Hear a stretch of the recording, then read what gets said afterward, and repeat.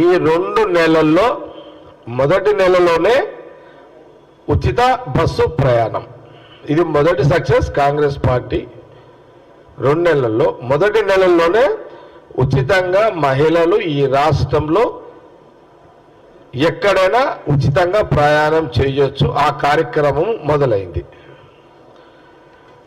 రెండవది ఆరోగ్యశ్రీ 10 లక్షల రూపాయలు. మొన్న క్యాబినెట్ మీటింగ్ అయింది. క్యాబినెట్ మీటింగ్లో సీఎం రేవంత్ రెడ్డి గారు మిగతా క్యాబినెట్ అంతా కూడా సోనియా గాంధీ రాహుల్ గాంధీ ఆదేశాల మేరకు మళ్ళీ 2 స్కీమ్లు, ఒకటి 500 రూపాయల గ్యాస్ సిలిండర్, అట్లాగే 200 యూనిట్ల వరకు కరెంటు బిల్లులు ప్రభుత్వమే కడుతుంది అనేది రెండవది. 2 స్టార్ట్ అయినాయి, 2 స్టార్ట్ కాబోతున్నాయి. ఇది 2 నెలల లోపల మన ముందు ప్రజలకు ఇచ్చిన మేజర్గా సోనియా గాంధీ రాహుల్ గాంధీ అయితే చెప్పిందో అవి స్పష్టత ఇవ్వాల్సిన అవసరం. కాబట్టి ఈరోజు గాంధీ భవన్ మీడియా సాక్షిగా ఈరోజు రాష్ట్ర ప్రజలందరూ కూడా తెలియజేస్తున్నారు. ఒక దిక్కు కాంగ్రెస్ ప్రభుత్వము, ముఖ్యమంత్రి గారు రేవంత్ రెడ్డి గారితో పాటు ఎంటైర్ క్యాబినెట్ అంతా కూడా, క్యాబినెట్ మంత్రులుగా ఒక బాధ్యతగా, ఒక హోందాగా, ఒక పద్ధతిగా గత 9 ఏళ్లలో ముఖ్యమంత్రి సెక్రటరియట్లో ఉండకుండే, మంత్రులు సెక్రటరియట్లో కూర్చోకుండే, ఎవరైనా ప్రజలు సామాన్య ప్రజలు ఎవరన్నా సెక్రటరియట్లో పోయి మంత్రులకు దరఖాస్తులు ఇచ్చుకోవాలన్న స్వేచ్ఛ లేకుండే. కానీ కాంగ్రెస్ గవర్నమెంట్ వచ్చిన తర్వాత ముఖ్యమంత్రి రేవంత్ రెడ్డి గారు సెక్రటరియట్లో కూర్చుంటుండు.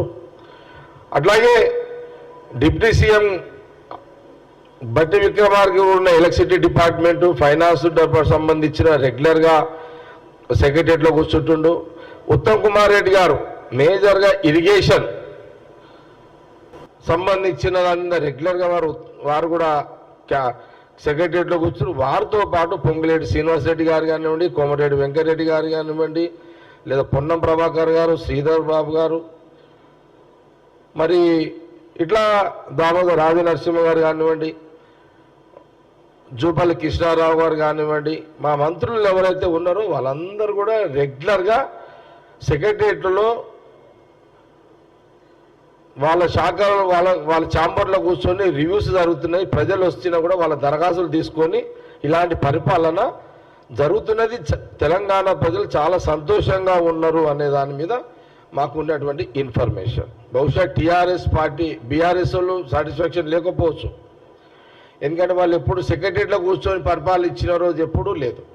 ముఖ్యమంత్రికి ఆ రోజున్న ముఖ్యమంత్రికి సెక్రటరియట్లో కూర్చోలేకపోయాడు. కొన్ని కేటీఆర్ ఏమైనా కూర్చున్నాడంటే ఆయన కూర్చోలేడు, హరీష్ రావు కూర్చున్నాడంటే ఆయన కూర్చోలేడు సెక్రటరియట్లా. వీళ్ళు ఎంతసేపు వాళ్ళ ఇళ్లల్లో కూర్చొని ప్రభుత్వాలు నడిపించిన పద్ధతి. వాళ్ళ దానికి కాంగ్రెస్ గవర్నమెంట్కి బీఆర్ఎస్కి ఉన్న వ్యత్యాసం చెప్పాల్సిన బాధ్యత నేను తెలియజేస్తున్నాను. సరే, మేము కాంగ్రెస్ పార్టీ అధికారం ప్రజలు ఇచ్చిన తర్వాత ప్రజల పాలన అనే విధంగా కాంగ్రెస్ ప్రభుత్వం ఉన్నది. ఇది ప్రజలందరూ గమనిస్తున్నారు, ప్రజలు దీన్ని సద్వినియోగం చేసుకుంటున్నారు, తెలంగాణ ప్రజలు అనేది నేను ఈ సందర్భంగా తెలియజేస్తున్నాను. ఇది వాస్తవం కూడా. ఇది ఈ మధ్యలో విచిత్రంగా ఏంటంటే, అరే మేము 2 మంత్సే కదా, నెల రోజుల నుంచి ఫస్ట్ కేటీఆర్ స్టార్ట్ చేశాడు. 6 నెలలు ఆగండి, కేసీఆర్ మళ్ళీ ముఖ్యమంత్రి అవుతాడంట. ఇది కేటీఆర్ అంటాడు. మళ్ళీ ఇక హరీష్ రావు కూడా అదే చెప్తున్నాడు. వాళ్ళకి ఎందుకు ఈ మాట చెప్తున్నారంటే, కేటీఆర్ హరీష్ రావు 6 నెలలకే కేసీఆర్ ముఖ్యమంత్రి అవుతాడు అని ఎందుకు చెప్తున్నారు వీళ్ళిద్దరు అని అంటే, వీళ్ళకి భయం చుట్టుకున్నది వాళ్ళిద్దరికి.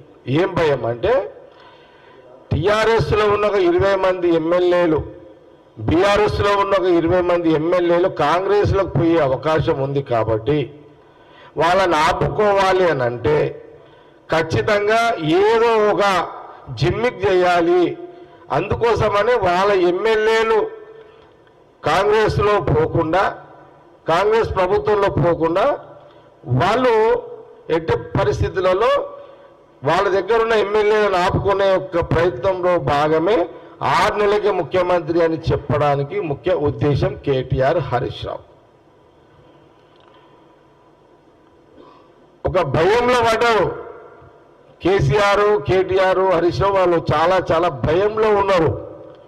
మాకున్న ఎమ్మెల్యేలు, బీఆర్ఎస్లో ఉన్న ఎమ్మెల్యేలు 20 మంది ఎమ్మెల్యేలు పోతే మా గతి ఏంది, మా బతికేంది, మా వాళ్ళ రాజకీయ భవిష్యత్తు ఏంది అనే ఒక సందిగ్ధంలో ఈరోజు కేసీఆర్ ఫ్యామిలీ ఉంది. ఇది వాస్తవం. ఇదంతా కూడా వాళ్ళ భయంలో ఉండడానికి వాస్తవం.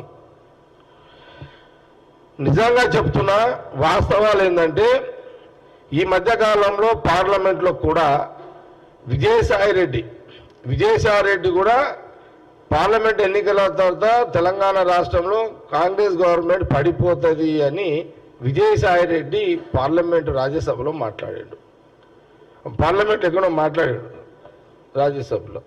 దాని మీద మా మాణిక్ ఠాకూర్ గారు కూడా కౌంటర్ ఇచ్చాడు. ఏది ప్రెస్ మీట్లో కౌంటర్ కూడా ఇచ్చాడు. నేను విజయసాయి రెడ్డికి అడుగుతున్నా, తెలంగాణలో గవర్నమెంట్ పడిపోవడానికి నువ్వు ఒకళ్ళ తీసుకున్నావా? బీజేపీ దగ్గర నువ్వు ఒకళ్ళ తీసుకున్నావా? జగమెరిగిన సత్యం ఏంది అని అంటే కేసీఆర్ జగన్ ఒకటే. కేసీఆర్ జగన్ వేరు కాదు, వాళ్ళిద్దరు ఒకటే. వాళ్ళ ఇద్దరికి డైరెక్టర్ ఏ పార్టీ అంటే బీజేపీ, ప్రధానమంత్రి మోడీ బీజేపీ డైరెక్షన్లోనే అటు జగన్ ఇటు కేసీఆర్ పనిచేస్తున్నారు. ఇది జగమెరిగిన సత్యం, ఇది వాస్తవం కూడా. ఇదంతా విజయసాయి రెడ్డి నువ్వేమన్నా రాజ్యసభ మెంబర్వా లేదా బ్రోకర్ దుకాణం పెట్టుకున్నావు? ఏమన్నా దుకాణం పెట్టుకున్నావు నువ్వేమన్నా? ఈ పార్టీని వాడేయాలని, ఈ గవర్నమెంట్ని వాడేయాలని దుకాణం పెట్టావా? అసలు విజయసాయి రెడ్డికి అనేటానికి విలువలు ఉన్నాయా? విజయసాయి రెడ్డికి విలువలు ఉన్న నాయకుడు అసలు? ఒక సందర్భంలో జగన్ ముఖ్యమంత్రి, అప్పుడున్న కేసీఆర్ ముఖ్యమంత్రి దగ్గరికి ఇంటికి పోతే ఆ రోజు వీడియోస్ మనం చూసినాం. ఆ రోజు 2 కాళ్ళ మీద విజయసాయి రెడ్డి పడ్డాడు. కాళ్ళు మొక్కాడు విజయసాయి రెడ్డి. నాకు చాలా సిగ్గు అనిపించింది. నాకైతే అరే అంటే ఆ రోజు నాకేమనిపించింది, ఆ వీడియో చూస్తుంటే అది అది విజయసాయి రెడ్డి ముందు జగన్ ఉన్నాడు, కేసీఆర్. అంటే విజయసాయి రెడ్డి కాళ్ళు మొక్కుతుంటే కేసీఆర్ నాకు ఫీల్ అయిపోయింది. ఒక రాజశేఖర రెడ్డి గారి కొడుకు ఇంత దిగజారిపోవడం ఏంటి జగను?